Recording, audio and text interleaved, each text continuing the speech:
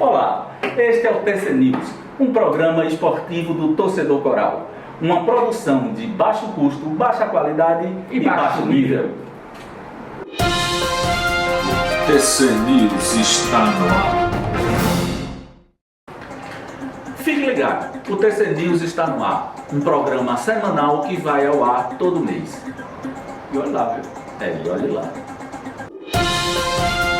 Manchetes do programa de hoje.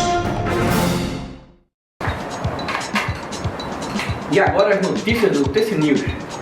Denimar falta treino e fica fora do jogo mais uma vez. O Santinha ganha do Brasiliense e se classifica de forma antecipada. E o mistério tremendo. O Arruda encolheu. Lima, meu caro, o que você acha dessa história toda envolvendo o Denimar? Arthur, eu acho uma pena. Eu acho uma pena porque Denis Marques já mostrou que é um jogador útil ao Santa Cruz. Não apenas no ano passado, mas esse ano ele foi decisivo no campeonato pernambucano. Mas o problema é que não dá mais para passar a mão na cabeça de Denis Marques. É um jogador que se ausenta demais e não sei exatamente quais são os motivos, há muita especulação sobre o assunto. Mas a verdade é que ele não vem treinando. E essa era uma prática que ocorria também com o Sandro Barbosa e que Vica resolveu não aceitar. Aliás, o próprio Marcelo Martelotti, quando era técnico do Santa Cruz no campeonato pernambucano, ele já havia barrado o Denis Marques em alguns jogos. O problema, que aí eu acho um problema, que embora ele seja um jogador útil, a diretoria, ao que parece, vem sempre passando a mão na cabeça. Talvez eu até compreendo porque havia uma dependência muito grande de Denis Marques. E ainda há, apesar de André Dias, mas eu acho que ainda o Santa Cruz tem uma dependência dele. Em todo caso, está na hora de começar a quebrar essa dependência. Então, é na hora de tratar Denis Marques como um profissional, e a gente espera que ele volte, ele é um jogador importante para o Santa Cruz, mas não dá para agir como se fosse um peladeiro, não um jogador profissional.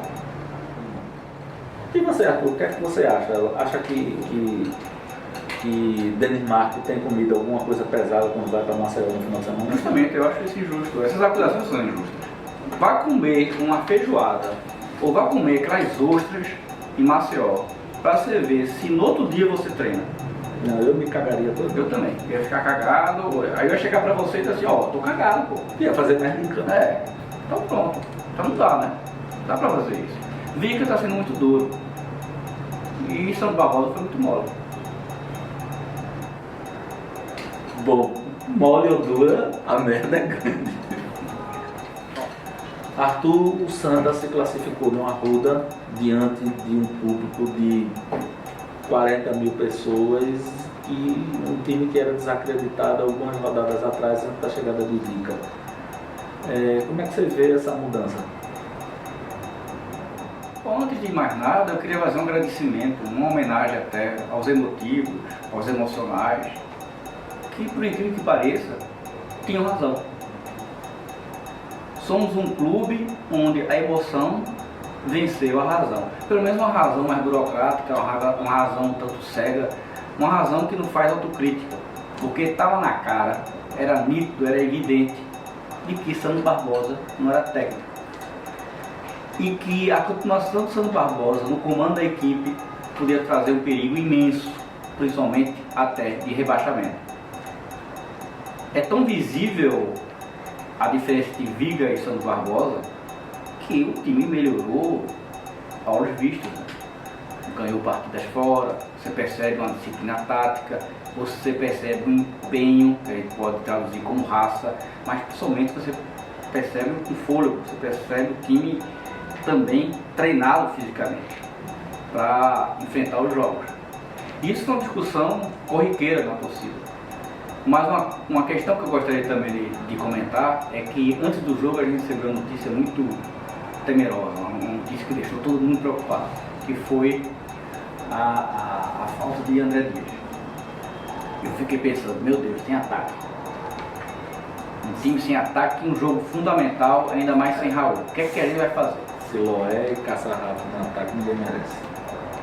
Isso preocupou muito a torcida, preocupou todo mundo. Eu pensei, meu Deus do céu, o Santa Cruz, que esse time amaldiçoado, o que acontece? Logo agora, sem ataque nenhum, o que é que a gente vai fazer? E o que a gente viu foi um bom comportamento do time, né? Tanto que não só dentro do campo, mas pessoas que assistiram pela televisão perceberam um time organizado, um time muito raçudo e um time que compensou a falta de ataque na organização e na raça. E o jogo teve situações muito interessantes. Talvez a situação mais interessante foi aquele drible inusitado de Caça-Rato, né? Caça-Rato para mim é a seleção. Agora o drible realmente ele foi interessante, porque ele conseguiu num drible contundir o jogador adversário. Ele se driblou e contundiu o adversário. Pois é, essa foi Eu jamais visto. Pois Fantástico. É. Não é à toa que onde a seleção vai jogar, a torcida pede Caça-Rato na seleção. Aliás, eu não sei se você sabe, aliás, foi você que me contou, né? Que o Le Monde publicou dizendo que Caça-Rato ele tem um drible mortal. Ou aleijado. No mínimo aleijado. É uma situação de drible mortel. Vocês estão estupefactos com isso. Pois é. Agora eu queria só... E ele é tão bonito quanto o Ribéry. Pois é. É lindo. E além desse fato curioso do drible de Caça-Rato, existiam outros fatos não tão curiosos, mas como a expulsão do Siloé. Tudo bem, Santana Moura? Discorda a senhora, eu acho que foi muito infantil a expulsão do Siloé. Aliás, Siloé me irritou bastante no jogo. Aliás, eu fui contra a contratação de Siloé, eu não consigo enxergar a lógica naquilo ali. A lógica, na verdade, talvez fosse a necessidade de um jogador de velocidade, mas aí você tinha o próprio Caça-Rato, que velocidade por velocidade ele também tem, tem nossos anões, né? Tem Jefferson Maranhão, tem até Renatinho, tem o próprio Leozinho. E é um jogador que para mim ele não acrescenta. Eu me lembro de Siloé no Náutico, nunca gostei do futebol dele, não via nada do grande. No Santa Cruz fez nada e foi uma infantilidade muito grande. Ele entrou nitidamente para fazer a falta num jogo em que o Santa Cruz precisava da vitória. Você ficar com um jogador a menos ainda que no final do jogo foi uma coisa bastante temerosa. Agora, eu queria também falar do outro aspecto, né, que é a conexão da torcida com o time. A torcida e o time parece que viraram uma peça só. Isso é fundamental. Para o mata-mata, isso é fundamental. Exatamente, porque quando você consegue encaixar time e torcida, você cria uma sinergia muito grande que faz com que um empurre o outro. Você vê que não é só a torcida que empurra o time. O time, ele hoje empurra a torcida. Não é à toa que o público ele vem dando grande, embora exista uma discordância muito grande em relação a esse público, que a gente vai tratar daqui a pouco. Mas é importante a gente perceber que a torcida voltou. E a torcida voltou porque voltou a confiar no time. Ela não confiava no time de Santos Barbosa e passou a confiar no time de Vica. E aí a gente volta para aquela questão que não consegue compreender toda aquela insistência na manutenção de um técnico que não era técnico, na manutenção de um técnico que não aguentava a pressão. Eu escutei inclusive um comentário que um diretor de Santa Cruz tinha dito que ninguém sabe o que foi que Sandro fez pelo Santa Cruz. Ora, agradeça, muito obrigado. Chama o cara para ser benemérito do clube e agora técnico de futebol tem essa paciência, né? Então, assim, a gente percebe que era uma coisa que tinha que acontecer, ou então o Santa Cruz ia ser eliminado, como foi com o Zé Teodoro, e que o Santa Cruz, a diretoria do Santa Cruz, ia além do limite possível. Então, dessa vez, por força de uma torcida organizada, que aliás fez até um protesto pacífico, é bom a gente deixar claro, foi apenas cobrar satisfação, mas até de uma forma educada, e Sandro resolveu que era hora de sair. Porque se não fosse ele, talvez estivesse lá até hoje e a gente já teria sido eliminado há muito tempo. Então essa sinergia entre torcida e time, eu acho que é uma coisa tão positiva que um está puxando o outro para cima. Aí a gente tem tudo para sair da Série C, não é nem voltar para B. E essa sinergia, que você tem toda a razão, fez Vica chorar. Pois é. Zagueirão, campeão de 84 Fluminense, chorou por causa da torcida do Santa Cruz. Porque, de fato, você entrar numa arruda lotado. E eu assisti uma entrevista. Foi muito bonito. Eu assisti uma entrevista de Vica, onde ele dizia que já passou por vários clubes, como jogador, como treinador, mas que realmente essa torcida do Santa é diferenciada. E quem não acha isso? Rapaz, você já notou que o Arruda não passa mais de 40 mil? Deve estar acontecendo alguma coisa estranha né, a gente conversava um pouco e você tem algumas teorizações a respeito, né? É verdade. Teorias científicas, produtos de trabalhos, inclusive internacionais, sobre esse enigma, esse mistério que é o Arruda, que não consegue passar de 40 mil pessoas. O que está acontecendo? Arthur, a verdade é que o Arruda encolheu. Existem realmente duas teorias de cientistas. Um deles, na verdade, é um nutricionista. Ele diz que, na verdade, o Arruda ele não encolheu, que os torcedores é que ficaram mais largos. É o que ele chama de torcedor fritura. É aquele cara que come fritura e toma cerveja. Então, esse cara inchou, ele passou a ocupar mais espaço no campo. Ele tem um estudo muito interessante sobre Estatístico, cálculo infinitesimal. Ele passou 2 anos no Arruda fazendo esse acompanhamento, acompanhando os torcedores antes e depois do jogo, e percebeu que o consumo de cerveja e de fritura, de bolinho de bacalhau, de caldinho, essas coisas todas fizeram com que o torcedor de Santa ele engordasse. E de fato, você percebe que as cadeiras hoje, as cadeiras cativas, elas são mais largas, que é para caber o torcedor de Santa. Então isso fez com que o é um problema da obesidade.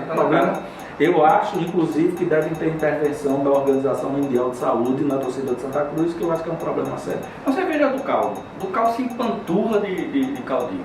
Pois é.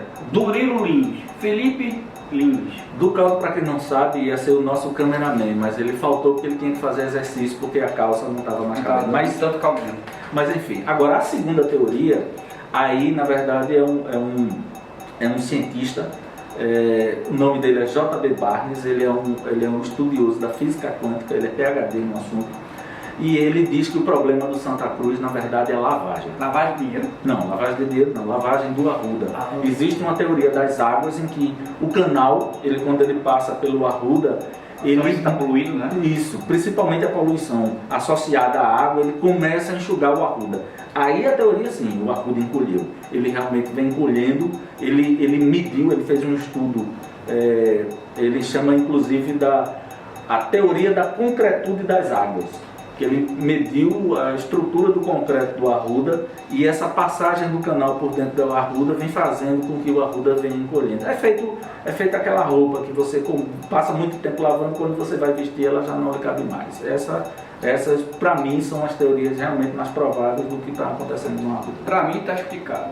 Eu acho que havia boato em relação à diretoria, não. A explicação é científica, é racional, não é emocional. Contra a ciência não tem discussão. Bem, pessoal, o programa chegou ao fim. Espero que vocês tenham gostado. Até a próxima e acessem o nosso site, o www.torcedorcoral.com, além das nossas páginas no Facebook, no Twitter, que é o @torcedorcoral, e também o nosso canal no YouTube. Vá lá, se inscreva, diga se gostou do nosso vídeo e incentive a gente a continuar crescendo o nosso canal. Aquele abraço e até a próxima. Tchau. Emotivos e emocionais. Porque estava na cara, não era de ver para crer, estava na cara que Sandro Barbosa. Acabou? Não. A luz está apagada.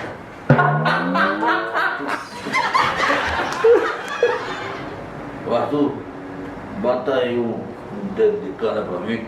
Eu só tenho o dedo aí. Eu não pego conta não, é?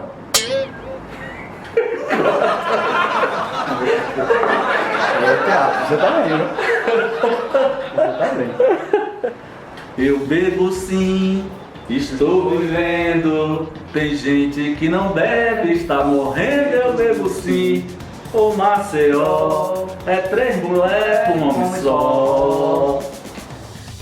Rapaz, essa conversa toda de bebida, deu vontade de tomar uma. Olha essa porra aí. Não, mas isso aqui é vinho dele. A gente tem que beber mesmo. Vamos tomar uma cervejinha lá fora. Bora. Tchau, pessoal. Tchau.